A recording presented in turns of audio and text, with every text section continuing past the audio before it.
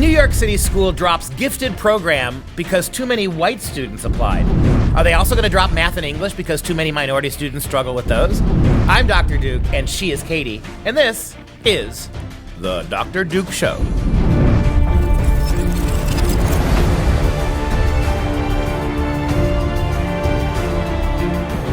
Hello, everyone, and welcome to the Dr. Duke Show, the only program that keeps you educated on the craziness impacting K-12 classrooms and those pesky college campuses around the globe. Today, we look at a recent college conference that taught attendees how to challenge straight white college men. I thought you just called them racist.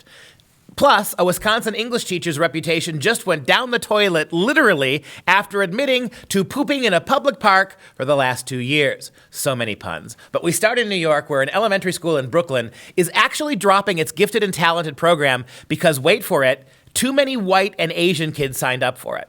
Before we get to the insanity, I just want to take another moment and remind you, you have a backup plan for everything, right? You have a backup plan for everything you do. You're conservatives. You take care to make sure you know how the future's going to go. Do you have a food plan? Do you have a plan if something, God forbid, happened that you could feed your family for a month or 3 or 4 or 6 months? To avoid this chaos, here's one thing you ought to do right now. Build that emergency food supply. I trust the people at My Patriot Supply, and you ought to as well. A simple 2-week food kit, 2 weeks worth of food, gets you started. And this week, you will save 40% when you visit preparewithduke.com. preparewithduke.com. These kits include breakfast, lunch, and dinner, last up to 25 years, and are guaranteed to arrive in 2 days. So if the Iranian hordes come storming your house, you'll be prepared. Go to preparewithduke.com right now and save 40% on your order. Again, that is preparewithduke.com. And back to our first story. This one is shocking. Predictable, but shocking. And as Katie reminded me, we actually covered the genesis of the story back, I guess it was in late summer, that they were talking about this, right? That gifted and talented programs, if they were going to be too taken advantage of by white and Asian students, they were going to get rid of them, and now they've done it. We have a school in Brooklyn, New York City school, that has dropped the gifted and talented program because it benefits white and Asian students more than others. Now, by benefit, they just mean they signed up for it. And what really gets me about this, if you stop and look at the title here, the gifted program is being dropped because too many white and Asian kids want to take advantage of it. What I said in the teaser there is exactly right. If that's your logic, certain kinds of kids sign up for gifted, talented programs and others don't, that means you have to punish the kids who signed up, right? That equality means envy now. There's a reason, my friends, that the sin of envy was one of the 7 deadly sins. One of those sins that the ancients knew would destroy your soul. The entire American social justice program that has invaded your schools is nothing more than envy masquerading as pedagogy, masquerading as liberal lunacy. This is envy at its worst. What they're telling your kids are that if the wrong kinds of kids, i.e. white and Asian kids, are taking advantage of intellectual opportunities, not minority kids, the fault is with the racist white and Asian kids, not the struggling minority kids. And what really breaks my heart about this is you're going to give them some more details about the story, but what really breaks my heart about this is when you read through the story and you read the comments from parents, there are a lot of comments from minority parents that, God bless them, don't want the gifted and talented program to go away. They just want it expanded. Let that sink in. The answer is make every kid a gifted and talented kid.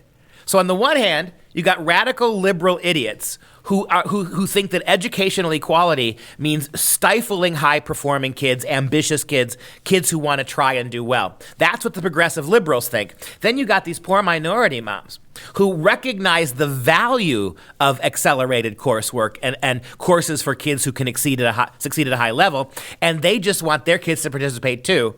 And what's missing from there is the idea that if you go that route, you're going to have to get your kids up to speed, right? And so the whole thing on either end, it just demonstrates how utterly intellectually bankrupt American public schools are. And I think you've always said this, especially through your Common Core talks, about how all the left wants to do, it's not equity, it's not equality. They want to pull down those students who are gifted and talented instead of getting everyone to rise up to the occasion and actually become everyone a gifted and talented. But it is equity in a way. I mean, it's disequity, right? Yeah. They are creating an equality, and they're doing it by not helping struggling kids, but forcing them. high-achieving, high-potential kids to get no further either. So it is a kind of, that's socialism, isn't it, right? We talked about the Christian tradition, envy. This is flat out the sin of envy, right? It's not trying to productively correct a situation. It's not trying to find ways to lift up, like you just said. It's just to hate people who succeed where you don't and punish them. But you go to the other side of the coin now. This is failed sociology as well. And what you're basically saying is, and look, how many times have we said this? Common Core was never about high standards. It was common. It was making all kids common kids. One common denominator. And by definition, that has to be a low denominator, right? And the fact that this school had the balls, the actual testicles, to go ahead and cancel the program simply because it was too many white and Asian kids signed up. And what does that say about those kids? What are you telling those kids? That your education only matters based on what kids who are struggling do. They are the gold standard. They're the only kids we care about. And if we have to strip you of this position, strip you of this opportunity because you're white or Asian, what are we telling these kids? We are reinforcing the kind of racism social justice pretends it wants to fight. All right, and to the details of the specific story, because it's going to be not just in this one elementary school in Brooklyn. The goal, as noted by the New York City education officials, is to make this broad across the entire city. And if it goes across the entire city, look out, it's going to be coming to your state, because we know how this works. East Coast, West Coast, you live in middle America, it will eventually seep into you as well. But this happened at PS9. It's in Prospect Heights. And they had proposed this originally last summer to do away with it, and now it's official because it wasn't as diverse as the school in general. Those kids who were in the gifted and talented program, which again you said were the white students and Asian students. And the way they got into being in the gifted and talented program was the kindergartners originally had taken a test at the age of 4, and then they were put on a track to be accelerated through 5th grade. So it's not like this is like doomed, like the end all be all, where if you're not in this program, you're obviously going to fail, but it's just going to help out these students who already are accelerated to continue down that path. But as you said, some parents were talking and saying, hey, I don't want this to happen. The gifted and talented program should stay. One parent, Anastasia Cordova, said that I stand behind the overarching goal to integrate schools and achieve diversity, but I don't think cutting out specialized programs is the way to go. And another one, Cheryl M., basically spoke on anonymity a little bit there. As a mother of color, I think it should be expanded, not taken away. Right, and again, if you expand a gifted and talented program to include non-gifted and talented students, you don't have a gifted and talented program. And otherwise, you've Common Cored the gifted and talented program, which they just got rid of. And I'll say this is my final word. I've already said too much about this, because this really, in my mind, more than any story we've done in the last 6 months, this story absolutely calcifies, right there for you to look at, the absolute intellectual bankruptcy of our public schools. And my final comment is this. You would be more honest, public schools in New York, if you just gave kids an accelerated education and called it remedial ed. Let them do all the accelerated work, let them do all the higher learning stuff, but you label it remedial. Meanwhile, you take with those kids that you, public schools, failed to educate at their grade levels, that you, public schools, can't get to the grade level, those minority kids who you can't find a way to make average students. Give them an average or a below average education like you do every day, and you call that accelerated learning, okay? Just go ahead and lie that way, but at least the kids will get the kind of education that they're prepared for. Well, while the educators in New York City are defecating on the education of our students, there's something happening in Wisconsin from a teacher defecating. But before we get to that lovely story, we're going to stay in Wisconsin, but we're going to go all the way over to La Crosse, where UW La Crosse recently, last semester I guess, hosted a hate bias response symposium. This happened in December, and of course these things are happening across the nation. But it's always fun to look at and see what kind of sessions they like to have at these symposiums. And this one specifically was a 2-day event, and they decided to have sessions called Fat is a Social Justice Issue Too. Also, Navigating Masculinity Through Trans Identity. And of course, they had to have challenging straight white college men to be social justice warriors. Oh, anytime you get those straight white college men, you know we're going to have to challenge them or set them right somehow. And this is the college version of the story we just did about public school, elementary school kids, right? And their gifted, talented program. What you're basically doing is you're creating an entire symposia whose only presence is to challenge, demean, and discriminate against straight white males. You can add Christian in there as well, right? And so what is the premise of all of this? The premise of all of this is all the problems that transgenders face with suicide, with maladaptive behavior, with depression, with all the whole gamut of that stuff, right? Is not the fault of society. It's not the fault of biology deniers. It's not the fault of a permissive culture that refuse to tell children what they are and are not based on facts. It's all about those white guys in their khakis, right?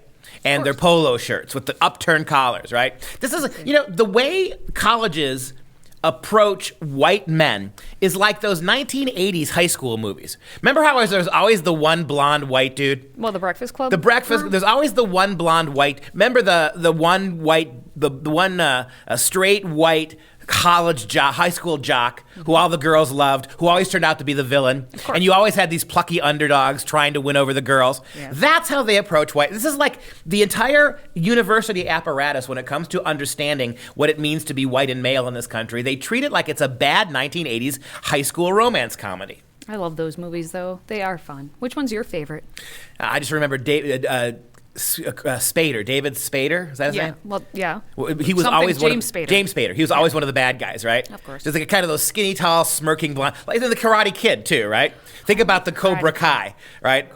Think about the Cobra Kai. That's what you see, American professoriate, when you look at young white males. You see the Cobra Kai. Sweep the damn leg. Wax on, wax off.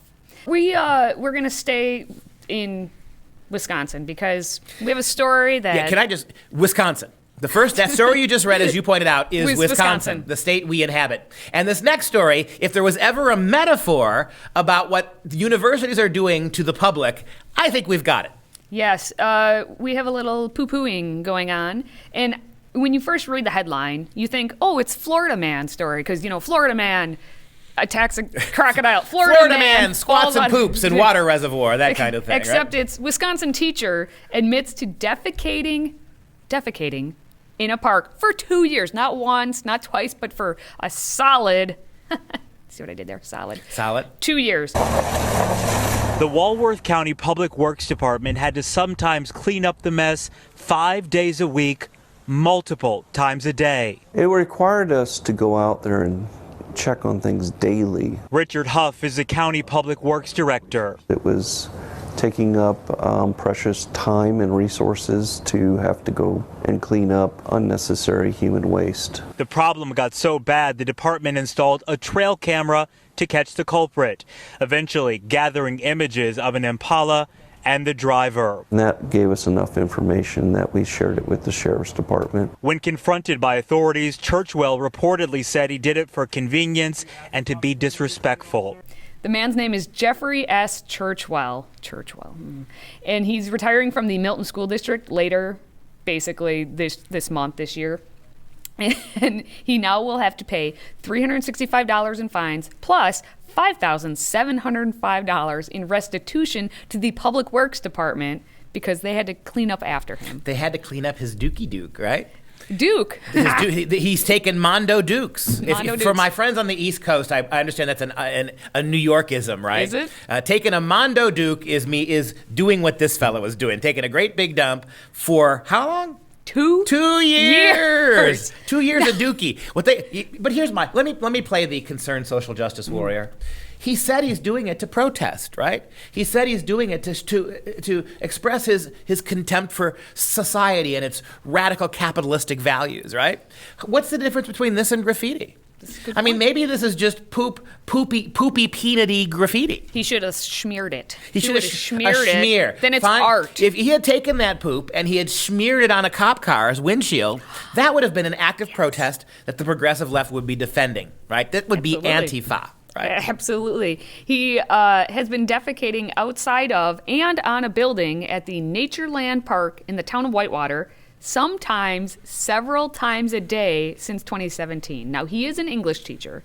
Well, several times a day Could that mean he at I can lunchtime tell he you leaves? from firsthand experience that most professorial English professors talk crap all day long. This is true. So why not expel it from the other way? Why not? I And like maybe we that. should be thankful. Yeah. Rather than spewing this crap in his classrooms, maybe he decided to squat and spew it all over the buildings. And the best part, I think, for this is the fact that he teaches a course called Political Rhetoric to his high school students. He says, in this class, I stress the importance of involved citizenship. He was very involved. He was very involved. And then there, I am being a lousy citizen of Walworth County.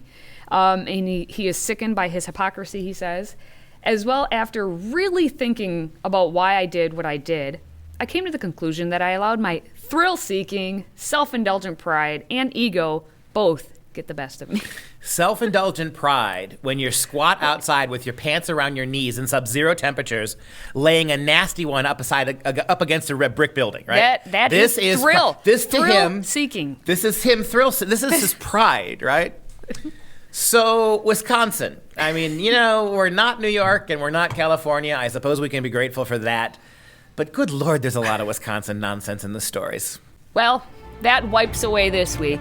If you would like to support this program, please consider joining our Patriot Club for $25 a month. Visit drdukeshow.com to get started. And I'd like to thank My Patriot Supply for sponsoring today's show. If you have a business, large or small, or if you just want to poop for pay, we'd love to partner with you. Visit freedomproject.com/advertise to learn more. freedomproject.com/advertise to learn more. For Freedom Project, I'm Dr. Duke. She's Katie. And until next time, my friends, always use the toilet and stay educated.